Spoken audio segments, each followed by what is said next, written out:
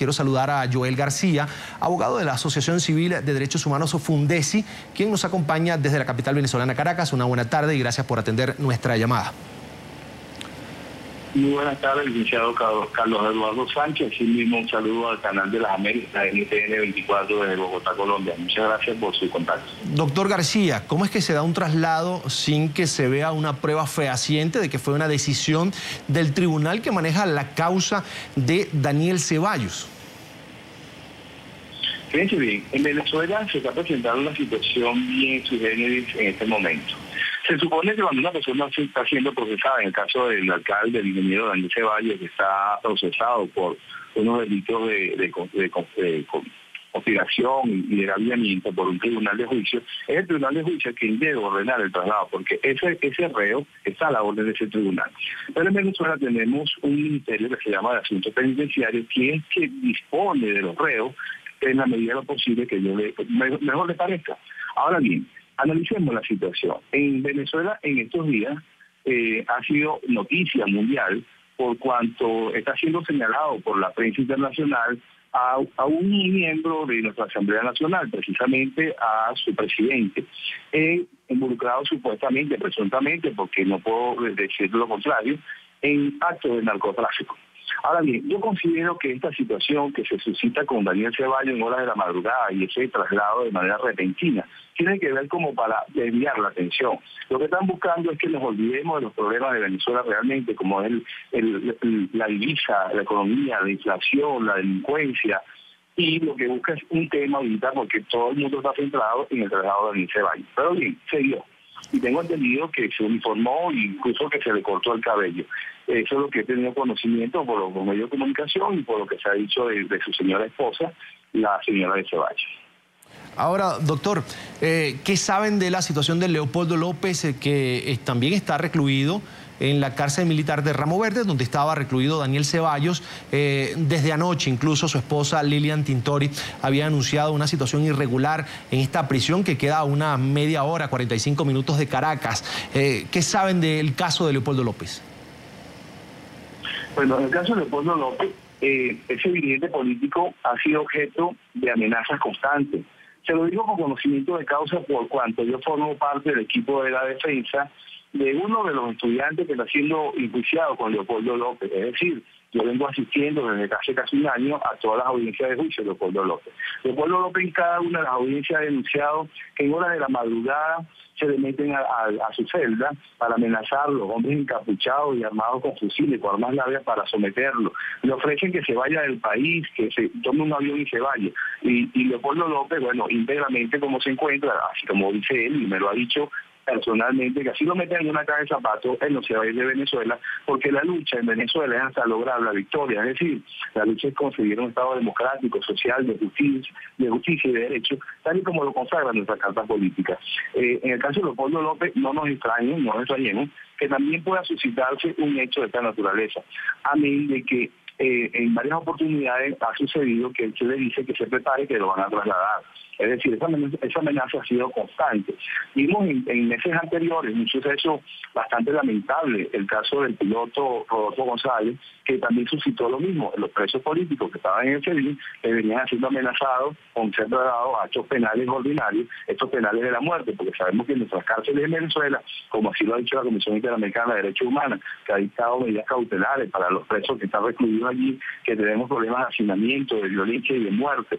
Más de 7.000 muertos en una década. Eso indica el grado de violencia que tiene un penal en Venezuela. Ahora bien, en el caso de Ceballos, en el caso de Leopoldo López, son procesados. La Comisión Interamericana de Derechos Humanos establece que los procesados no pueden estar con los condenados. Ningún procesado podría estar en esa penitenciaría. Le escuchaba a una de las personas que tiene en el canal de que el defensor del pueblo informó de que no había sido trasladado a la penitenciaría general de San Juan de los Morros, sino al centro de procesados 26 de julio en el estado Guárico. Pero es que aquí no hay diferencia. Aquí la diferencia de una cárcel a otra es el nombre simplemente. En las cárceles nuestras mueren las personas todos los días. No solo por la violencia, también por la falta de atención médica en los casos de las personas que están contagiadas del virus de SIDA, igualmente de tuberculosis.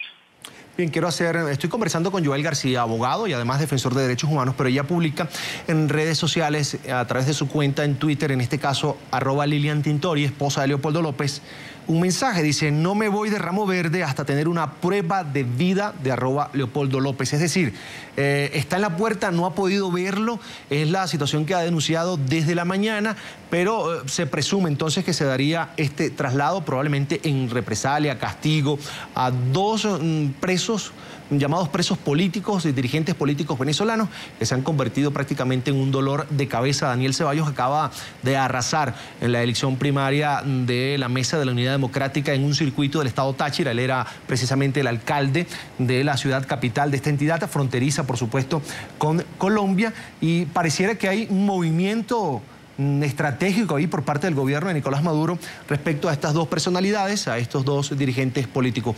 Abogado, cuando se presenta una situación irregular, ¿a qué institución pueden acudir los familiares, por ejemplo, de Daniel Ceballos y Leopoldo López, tomando en cuenta que usted lo decía, Daniel Ceballos es un procesado, no es un condenado no debería estar en una cárcel como esta, donde hay algunos reclusos que ya tienen condena por 30, 25, 18 años, algunos cometen delitos de violación? Ya usted hacía referencia a esa situación que se le presenta a Daniel Ceballos. ¿Qué hacer en este momento? ¿Quién es el responsable de la vida de Daniel Ceballos?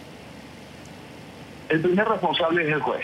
Él está a la orden del juez. El órgano jurisdiccional es que tiene sometido, tiene restringida su libertad por una orden del juez. El juez es el primero que se le debe hacer efecto de reclamo. Ahora bien, en Venezuela tenemos organizaciones, tenemos organismos, pero no tenemos instituciones. La misma Defensoría del Pueblo, ustedes bien saben que la Defensoría del Pueblo no defiende al pueblo, la Defensoría defiende al gobierno. Usted nunca verá al Defensor del Pueblo, Tarek William Saá, diciendo nada en contra del gobierno. No se trata de que diga o no contra del gobierno, se trata de que diga simplemente la verdad. El Defensor del Pueblo ya va a decir que esto es rutinario, etcétera, etcétera. ¿A dónde acudir? Tenemos la Dirección de Derechos Fundamentales del Ministerio Público. El Ministerio Público tampoco es un órgano independiente. En Venezuela tenemos un Estado constitucional, pero no tenemos un Estado garantista. ¿Dónde acudir? No tenemos exactamente dónde acudir, porque todas las instituciones, por decirle instituciones entre comillas, están secuestradas por el Poder Ejecutivo.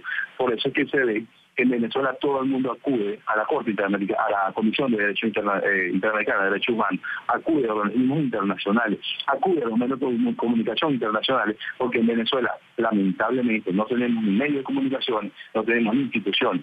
Por supuesto que el deber ser es interponer las denuncias ante las instancias dentro del país, las instancias de nuestro foro interno, para poder acudir a la esfera internacional. Tenemos casos recientemente tenemos casos como el ejemplo de Lorenzo Ale, Gabriel Valle, que están recluidos también en el Sevilla del COVID, aislados del mundo, lo que se llama el aislamiento celular. Tenemos casos de todos los presos políticos que son objeto de tortura, maltrato psicológico. Sabemos muy bien que nuestra misma Constitución lo prohíbe. Tenemos una ley especial contra la tortura y los tratos crueles y degradantes. Tenemos la Convención Interamericana de Derechos Humanos, pero en Venezuela no se respeta absolutamente nada. En Venezuela estamos carentes de institución. ¿Dónde acudir? Tenemos que acudir a las instancias que tenemos, Defensoría del Pueblo, Ministerio Público y probablemente el juez, que el juez es responsable de toda esta situación.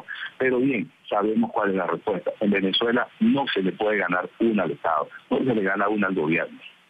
En pantalla, Joel García, abogado de la Asociación Civil de Derechos Humanos, Fundesi. Quiero agradecer que haya atendido la llamada de la tarde fin de semana de NTN 24.